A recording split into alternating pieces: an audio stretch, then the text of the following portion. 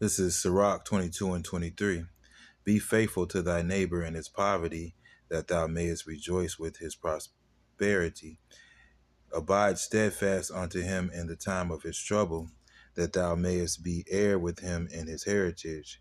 For a mean estate is not always to be contemned, nor the rich that is foolish to be had in admiration. First and foremost, I'd like to give all praises, honor, and glory to Yahweh, Ba'ashem, Yahushai, Ba'ashem, Rakak, Wadash.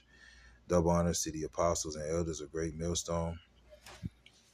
Salutation to you, Akim, pushing his word with true sincerity, with charity, presenting your bodies as a living sacrifice.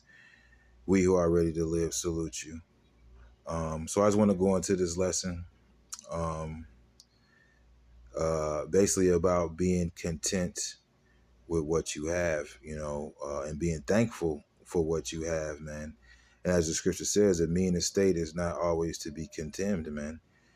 All right, because we are in a world that teaches you basically about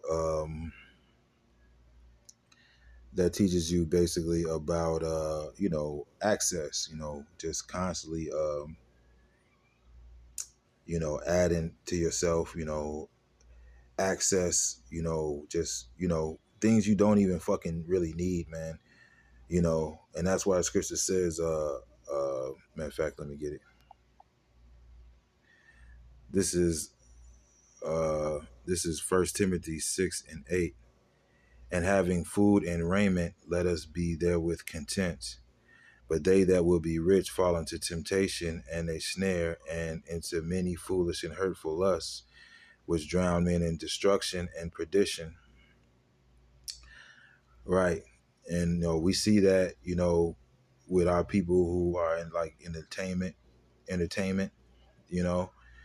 Here it is, and here it is. The scripture says that what good does it do a man to gain the whole world but lose his soul? And we've seen a lot of our people, that have gone after riches, be consumed therewith, man, and consumed by the flesh, man, and basically have been destroyed, man. They pretty much went out bad and went out sad. You feel me? For the love of money is the root of all evil, which while some coveted after, they have erred from the faith and pierced themselves through with many sorrows. All right. So, yeah, pierce, and it's funny because we're coming to the time of the MOTB, man. All right, the MARK of the BEAST.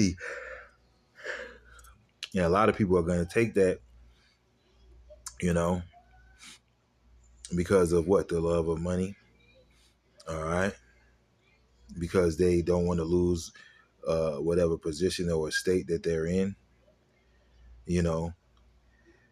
Whilst the elect, we understand that, we're coming into a time that we may be, in a very mean estate.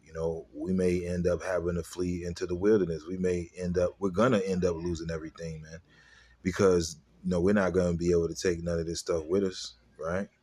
For the love of money is the root of all evil, which while some coveted after, they have erred from the faith and pierced themselves through with many sorrows, right? Erred from the faith, man, you know. So yeah, man,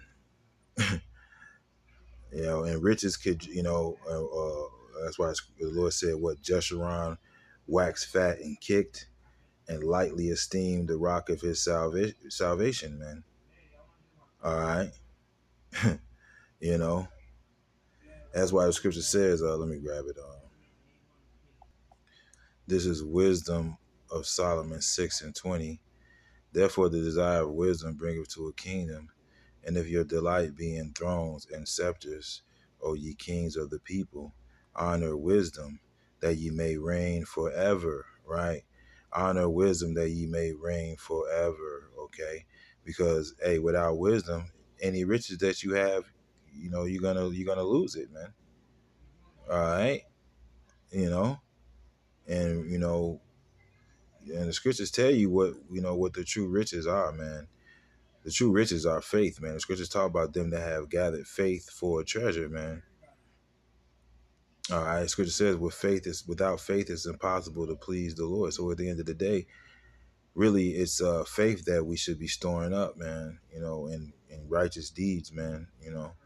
As for wisdom, what she is and how she came up, I will tell you, and will not hide mysteries from you, but will seek her out from the beginning of her nativity, and bring the knowledge of her into light, and will not pass over the truth. Ne- uh, yeah, but that's pretty much the point in that, man. Because without wisdom, shit, without wisdom, you're gonna pretty much take the L every time, man. All right, you're gonna fall for the okie doke every time. And without wisdom, you're not gonna know what the real riches are.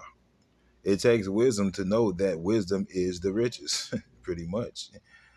To know what's valuable, to know what's profitable. That's why scriptures talk about what it says that to teach a young man in the book of Proverbs, prudence. All right, for that prudence is pretty much foresight to see what is profitable, man. All right, and wisdom is gonna let us know exactly what that is. Wisdom is gonna let us know what's profitable, man, and what's not, man. All right. So yeah, that's the deal, man. Wisdom is and the scripture says what wisdom bringeth to a kingdom, man. All right. This money that's here in this place is passes away, man. The scripture says the fashion of this world passeth away, man. All right.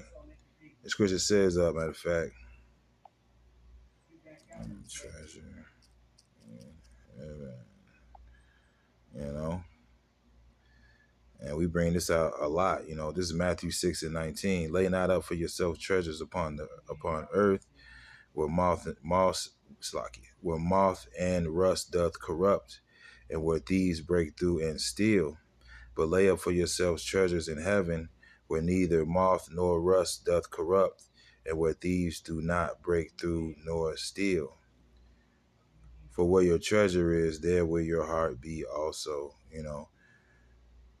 So yeah, man. The true treasures, man, um, is this knowledge, wisdom, and understanding, man.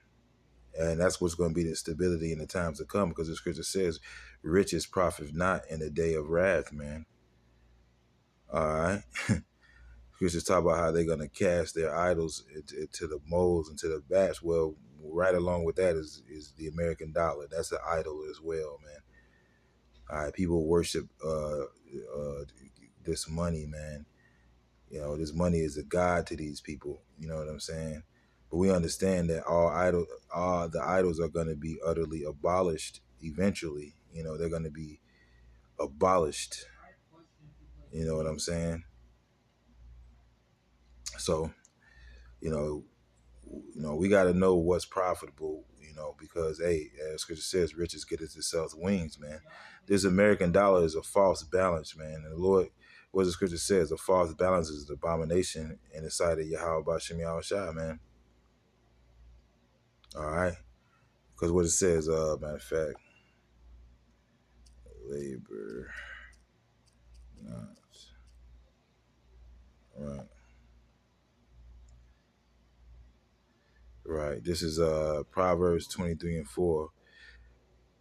Labor not to be rich, cease from thine own wisdom. Right. So hey, we shouldn't be trying to keep up with the Joneses and all that here. Of course we want to be able to we have to be able to sustain ourselves. We're supposed to have a hustle. You know what I'm saying? Wilt thou set thine eyes upon that which is not? For riches certainly make themselves wings. They fly away as an eagle toward heaven. So that's what it is, You know, riches get themselves wings, man. And this American dollar is about to be out the window. Okay? This American dollar is about to be out the window, you know. So that's not what what we should be looking to because people look at look at riches as salvation, man. All right, but we understand that, you know, hey, your money is gonna perish with you, man. You know. All right, so hey, being in the lower state, man, it ain't always to be contemned. It ain't always to be looked down on. We really should just appreciate what Yahweh Shemi Shai has given us, what he's doing for us, man. All right, or as it says, it's great riches. Let's see. Is that it? Let me see. Right, but I wasn't able to find this scripture. I forgot exactly where it's at. I believe it's in Tobit.